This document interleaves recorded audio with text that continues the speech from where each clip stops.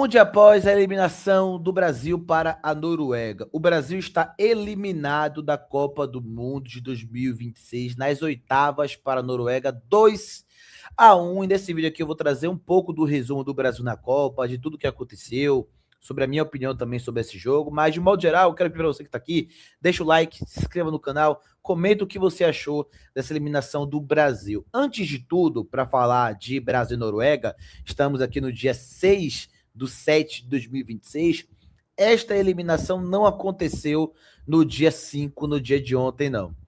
Esta eliminação, que talvez não era prevista para umas oitavas de finais da Copa do Mundo, mas que também não podemos falar que não esperávamos que o Brasil não fosse vencer esta Copa do Mundo, parecia que era só questão de tempo para o Brasil ser eliminado. A gente falou durante isso sobre quase todo o ciclo que o Brasil realmente não chegava bem para essa Copa e que o sonho talvez da Copa do Mundo poderia ficar para 2030. Talvez lá em 2030 tenha jogadores mais confiáveis, no momento melhor, para poder ali sonhar novamente em ser favorita na Copa do Mundo. O Brasil foi favorita relativamente em 2018, em 22, e este ano com certeza não entrou como favorita. Mas a eliminação de ontem para a Noruega começa quando o Brasil decide, em 2023, pós encerramento de ciclo de Tite, começar um novo ciclo para a Copa do Mundo, tendo o treinador Ramon Menezes como treinador interino.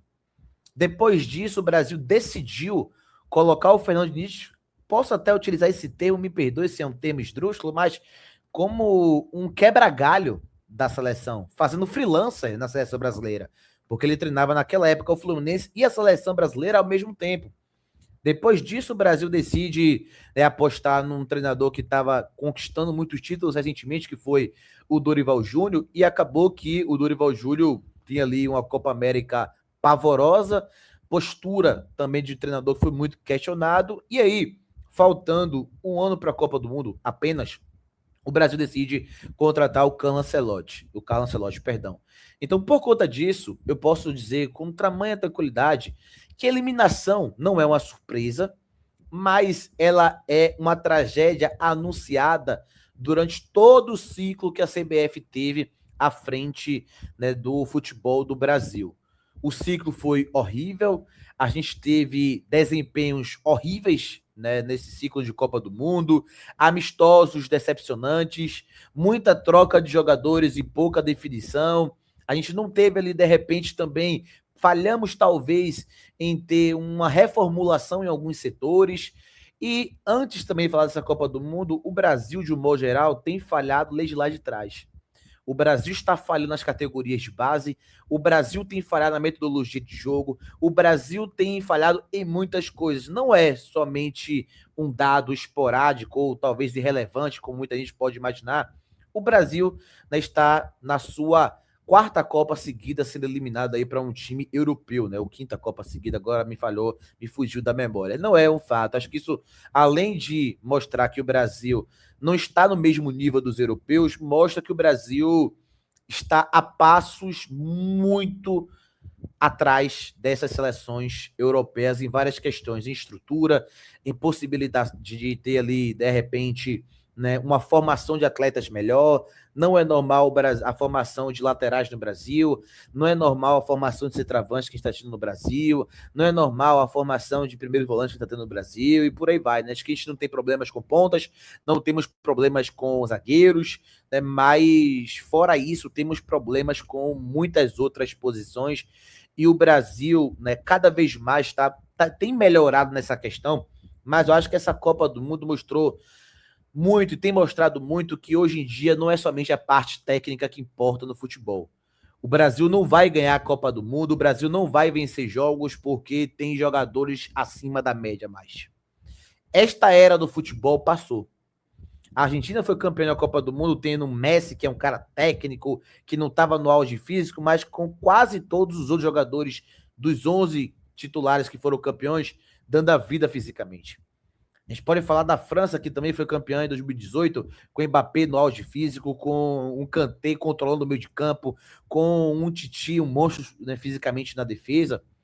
E hoje o Brasil, ele é eliminado, ou melhor, ontem foi eliminado para a Noruega, onde a gente tem sim jogadores com potenciais físicos, mas muitos jogadores que mostraram que não é somente mais a bola no pé, ou um jogo somente posicional, ou um jogo somente técnico que vai fazer o Brasil, né, ter ali sucesso em Copas do Mundo ou em qualquer torneio. A gente toma um primeiro gol com o Endrick errando o bote, sem muita intensidade na marcação, com o Danilo que demora de encurtar. O próprio gol que a gente sofre com o Japão, já uma bola de Casemiro não tem o mesmo potencial físico de acompanhar o jogador do Japão e que vem de uma bola também mal colocada do próprio Danilo.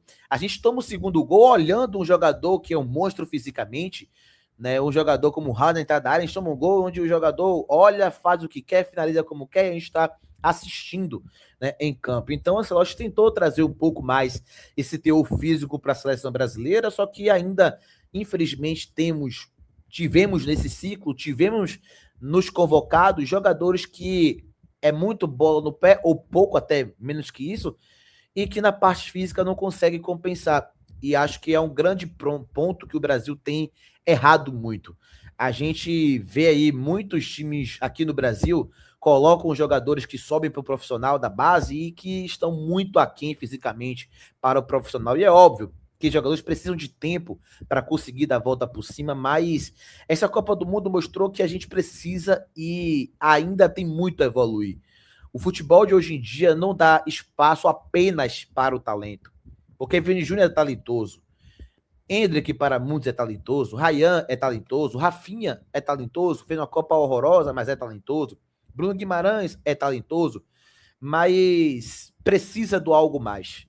Precisa da competitividade. E o Brasil, já entrando no jogo contra a Noruega, não foi nem um pouco competitivo.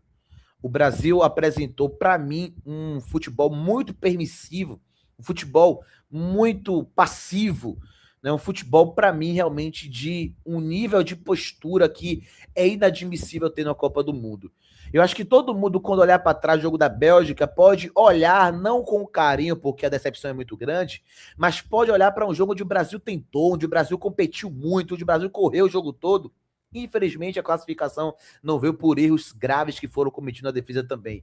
Acho que o jogo de 2022 também, mesmo sendo ali talvez a maior decepção das últimas Copas depois de 2014, eu acho que todo mundo olha para aquele jogo e fala, poxa, houve momentos onde o Brasil mostrou aquela vontade e errou na parte final, mas guerreou para tentar o resultado. E eu vou ser sincero, tá? O primeiro tempo do Brasil, a gente pode falar que o Brasil foi superior à Noruega. Eu acho que o segundo tempo da Noruega foi superior ao Brasil. Mas o primeiro tempo dá para falar que, mesmo com aquele gol impedido cedo, com a boa defesa do Alisson no final do jogo, o Brasil foi superior à Noruega no primeiro tempo. Mas na segunda parte, principalmente do jogo, me pareceu que a Noruega queria muito mais que o Brasil.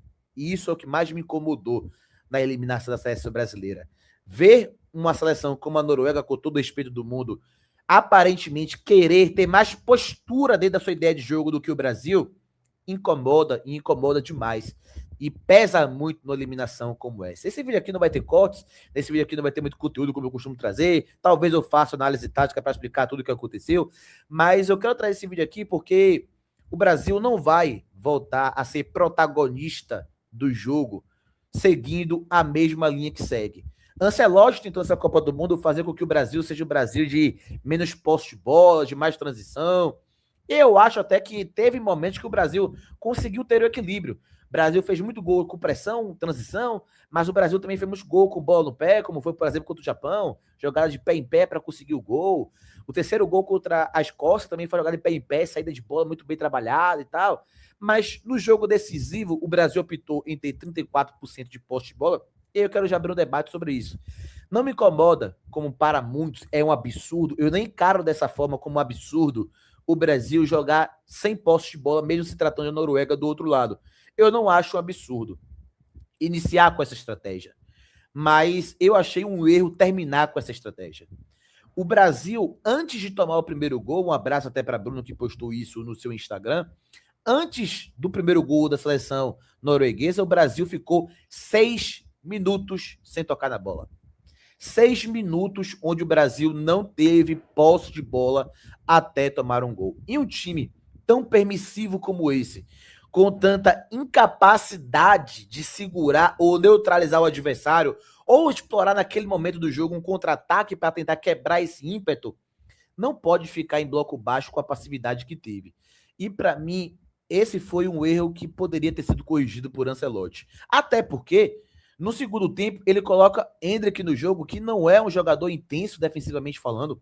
Ele coloca o Neymar no jogo, que não é um jogador intenso defensivamente falando. Danilo também, as principais características dele são ofensivas e não defensivas. Embora é um volante ali muito rápido, realmente, que tem uma boa pisada, passada larga, mas ele não é um jogador que é conhecido por ser um potencial técnico. E esse time com o Danilo, esse time com o Endrick, esse time com o Neymar, não teve a posse de bola que eu falo individualmente de alguns jogadores. Jogou em bloco baixo contra uma Noruega que controlou o meio de campo, que rodou a bola na direita como queria, que rodou a bola no meio como queria, que rodou a bola na esquerda como queria, que fez o que queria com a posse de bola até marcar o gol. E aí, o Carlo Ancelotti falou que a ideia do Brasil não pressionar tão alto a seleção norueguesa era que tinha o risco de deixar Haaland no 1 contra 1 se o Brasil pressionasse, e que ele era perigoso nesse jogo. Só que Ancelotti descobriu da pior forma possível que recuar as linhas demais e não colocar intensidade nas características e intensidade no jogo, Haaland vai ser tão perigoso quanto. Pela, talvez, preocupação exagerada de tomar uma bola longa nas costas, 1 contra 1 de Haaland, marcando lá em cima, que o Brasil fez a Copa inteira marcar a pressão, o Brasil decidiu marcar lá atrás. Só que sem a postura, sem a iniciativa e principalmente sem intensidade necessária, aconteceu o que geralmente acontece. Haaland fez 2 gols com o Brasil marcando em bloco baixo e sem saber como parar o astro norueguês. Gabriel Magalhães teve até o primeiro tempo onde conseguiu momentaneamente anular o Haaland, mas aconteceu também o que acontece muito na Premier League. Quem acompanha os embates dos dois entre aspas, Manchester, ele sabe que Gabriel Magalhães tende a segurar ele o jogo todo, mas em algum momento o Haaland vai fazer gol, porque é o que ele sabe fazer de melhor. Não é um craque de bola, não é um jogador habilidoso, não é um centroavante técnico, não é um jogador que a gente vai olhar daqui a 20, 30 anos com highlights de dribles, de skills, não. Mas a gente vai lembrar que ele faz muito gol. E o Brasil aprendeu isso da pior forma. Decidiu marcar lá atrás, porém sem a intensidade necessária, era a mesma coisa do que marcar lá em cima. O perigo foi o mesmo, a consequência foi o mesmo. Porém, o que mais incomoda nisso tudo, além da postura do segundo tempo, de um modo geral, talvez, é que mesmo com tudo isso que a gente está falando aqui, se o Brasil tivesse um pouquinho de qualidade, o classificado deveria ter sido a seleção brasileira. Se o Brasil tivesse um pouco mais de eficiência, Vini Júnior chuta uma bola, o goleiro pega. O goleiro também temos que trazer aqui, né? Pela terceira vez seguida, o goleiro europeu acaba com a nossa seleção pegando tudo e mais um pouco, né? Foi o Courtois, foi assim o Livakovic da Croácia, agora foi também assim o goleiro da Bélgica, não, perdão, o goleiro da Noruega. Mas Bruno Guimarães perde um pênalti e eu vou ser sincero, me incomoda o Vini Júnior não bater pênalti porque ele não é um bom batedor de pênalti. Mas me incomoda o Bruno Guimarães que também não tem tanta experiência assim em pênalti, bater o pênalti. Mas o Vini Júnior entregar por hierarquia de elenco não me incomoda, tá? Acho que ele poderia bater e fazer, poderia bater e perder. Quando foi o Thiago que bateu e fez, ninguém reclamou porque ele fez o gol, né? Mas se ele perde, iriam reclamar. Então acho que isso aí entra muito, né, no que acontece no jogo. Mas Bruno Guimarães, o fato é, não pode bater um pênalti com aquela, né, destreza, vamos assim dizer, da forma como ele bateu. Foi muito relaxado para a bola, bateu muito mal, entregou muito lado, enfim, muito mal a escolha da finalização dele. E aí, no segundo tempo, o tempo, mesmo eu, perdão da redundância, criticando muito o Ancelotti, vou criticá-lo aqui, o tempo inocentou o Ancelotti. Endrick perde o gol na cara entrando como centroavante, saindo cara a cara com o goleiro.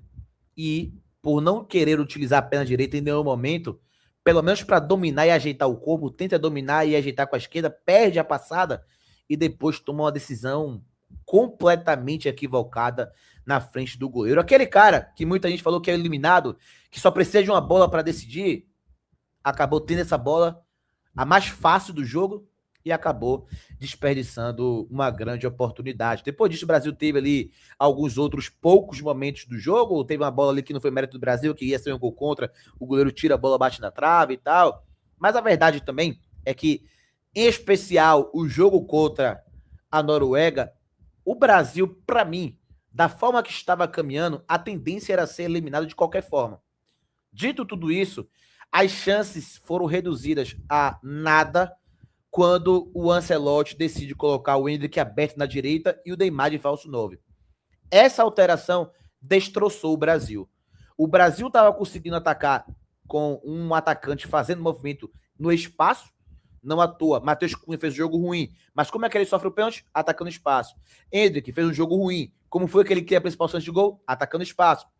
E aí, o Ancelotti decide colocar o Neymar, mudando completamente o que estava momentaneamente dando certo, para colocar um cara mais técnico, num cenário de jogo que não potencializava um jogo para Neymar, muito mais um jogo para até o próprio Endrick, que estava mal centralizado, ou quem sabe o Igor Thiago, mas principalmente algo que deixa a minha crítica aqui que eu não vou entender.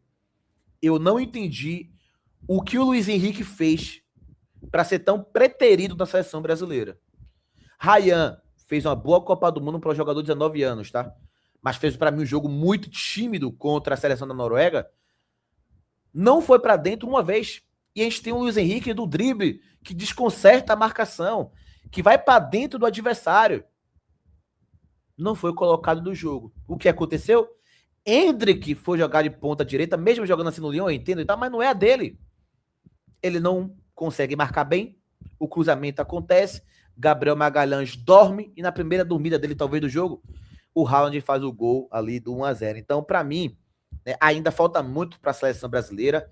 Precisamos de uma reformulação muito grande, e por isso que eu falei aqui, desde antes da Copa começar, que eu tenho mais esperança, muito mais em 2030 do que agora. Em 2030 a gente vai ter o Estevão com 22, 23 anos, o Vitor Roque pode sair do Palmeiras, voltar para a Europa e chegar mais experimentado, o próprio Ender, também, que não deve ser colocado como nada, Bruno Guimarães, que vai ser um pilar desse meio de campo, perdeu o pênalti, mas fez uma baita Copa do Mundo, não dá para reduzir o Bruno Guimarães somente ao pênalti perdido, tem que cobrar, mas não dá para reduzir por isso. Vini Júnior, que vai ser o jogador mais experiente, o cara da seleção, né? A gente vai ter ali também, né, um Gabriel Martinelli, que para mim isso é muito grande dessa Copa do Mundo, né? Chega com 29, um pouco mais experiente, também vai dar o que falar. Outros jovens que estão surgindo, o Wesley vai jogar a próxima Copa, um Murilo na defesa também, um Beraldo como volante também pode ser uma boa opção. Enfim, eu vejo mais futuro em 2030 e talvez em 2034 do que eu via em 2026. Mas para isso também a gente vai ter que mudar e repensar muitas coisas. O Brasil foi superado primeiro por ele mesmo. Eu trouxe essa frase, quero encerrar esse vídeo aqui mais uma vez pedindo seu like, pedindo seus comentários, pedindo a sua inscrição. Eu quero encerrar esse vídeo, trazer um pouco do individual, mas uma frase que eu trouxe na live de ontem e que eu reitero aqui hoje. Antes de perder para a Noruega, o Brasil perdeu para ele mesmo. Antes de ser superado pela Noruega, o Brasil foi superado por ele mesmo. O Brasil é eliminado para a Noruega, mas antes de conseguir perder para o time europeu, o Brasil perdeu para si mesmo. Perdeu para si mesmo com a postura defensivamente, principalmente falando, completamente apática. Perdeu para si mesmo com tamanhas escolhas equivocadas de decisões em transições, com passes errados, com pênalti perdido, com o contra-ataque do Endrick não matado. E o Brasil, para mim, de forma justa e merecida, é eliminada desta Copa do Mundo, mas que fique como alerta, que não dá mais para negligenciar ciclos como o Brasil negligenciou esse último ciclo. O que o Brasil fez pós-Tite é uma fórmula do que não se fazer com uma seleção que tem 5 estrelas de Copa do Mundo. Uma aula. O que não fazer num novo ciclo? Pega o que o Brasil fez de 23 até 26 e você vai ter esse e-book personalizado para você, seleção, não cometer o mesmo erro. Agora, o que sobra é tentar olhar para os poucos pontos positivos. Vini Júnior, para mim, é um ponto positivo. Douglas Santos não deve jogar a próxima Copa, chegará com 36 anos, mas foi um bom ponto positivo. Quem sabe ele ainda tem uma linha para queimar no próximo ano, Copa América, quem sabe, mas não na próxima Copa do Mundo. E, principalmente, reformular essa seleção brasileira. Jogadores precisam estar na seleção brasileira. Não é nenhum absurdo falar que o Lucas Arcanjo tem que começar a ser pensado na seleção brasileira. Um Luciano Juba, um Kaique Bruno precisa começar a ser pensado. Um Beraldo. Quem sabe lá na frente o Breno Bidô do Corinthians e outros jogadores também. A gente precisa rejuvenescer a seleção brasileira, mas principalmente olhar para novos talentos, mas também olhar para a nossa essência e mudar a nossa essência. Não é somente mais o futebol técnico que vai vencer jogos. A gente precisa ser uma seleção intensa, física. E não dá para ser em alguns jogos de Copa do Mundo e no principal jogo das oitavas contra a melhor adversária que o Brasil teve na Copa do Mundo, se bobear junto ali com o Marrocos, não dá para ter o nível de entrega física e de intensidade que o Brasil teve neste jogo. É uma das coisas que mais me incomodou. Termina esse vídeo dizendo que perder para a Noruega em 2026 não é nenhum absurdo. Não é algo muito fora da nossa realidade ou fora da caixa. Eu sei que tem muitos que vão olhar e falar um pouco mais da parte da história. Pô, uma seleção pentacampeã do mundo vai perder para a Noruega que não tem história e tal. Mas se você está em 2026 olhando o futebol de 2026, não tem nenhum absurdo ser eliminado para a seleção da Noruega. Dito isso, o Brasil conseguiu tornar esta derrota um vexame pela forma que foi. Perdendo pênalti, perdendo gols na cara, tendo aí uma postura realmente irreconhecível até mesmo dessa seleção que não é uma seleção forte, mas que teve mais postura em outros jogos do que teve de fato nesse jogo. E aí, meus amigos, quando você tem a união disso tudo que eu falei aqui e em uma tarde barra noite onde o Brasil foi pouquíssimo eficiente, a Copa do Mundo cobra. Haaland foi no lado quase o jogo todo.